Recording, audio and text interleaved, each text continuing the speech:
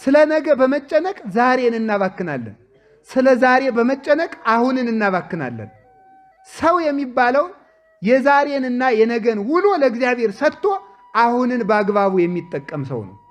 እግዚአብሔር አሁን ሰርተን እንድናልፍ እግዚአብሔር ይርዳን።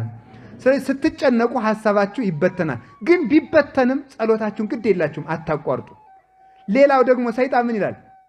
አንተ ኃጢአተኛ ነህና እግዚአብሔር አይሰማህም ሊላችሁ ይችላል። ኃጢአተኛ ስለሆንክ እግዚአብሔር አይሰማህም፣ ግን ይሰማል። እስኪ አንድ ጥያቄ ልጠይቃችሁ።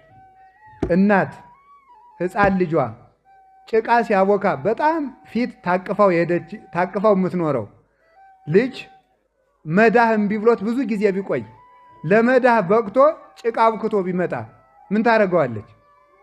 ወይም ስኳር ቢደፋ ለዚህ በቃልኝ እሰይ ልጅ ብላ ትሰማዋለች። ችግር እኮ ነው የፈጠረው ልጅ አይደለም? ዕቃ ደፍቷል፣ ግን ለመድፋትም መብቃት ብላ ትስመዋለች። ከዚያ በኋላ አይምሮ ካወቀ በኋላ ሲያጠፋ ነው የሚገረፈው። እስከዚያ ድረስ ግን ጭቃ ተቀብቶ ቢመጣ ጎሽ ጎሽ ጎሽ ተብሎ ይታጠባል ማለት ነው። እኛ ምንም አይነት ኃጢአት ይዘን መተን ብንጸልይ እግዚአብሔር ቸር ነው፣ ደስ ይለዋል። ነገ ከዚያ እናቲቱ እንዲያምትለው እንደምታጥበው ስለምታውቅ ነው። እግዚአብሔር እንደሚያነጻን ያውቃል። ከጸለይን እንደምንድን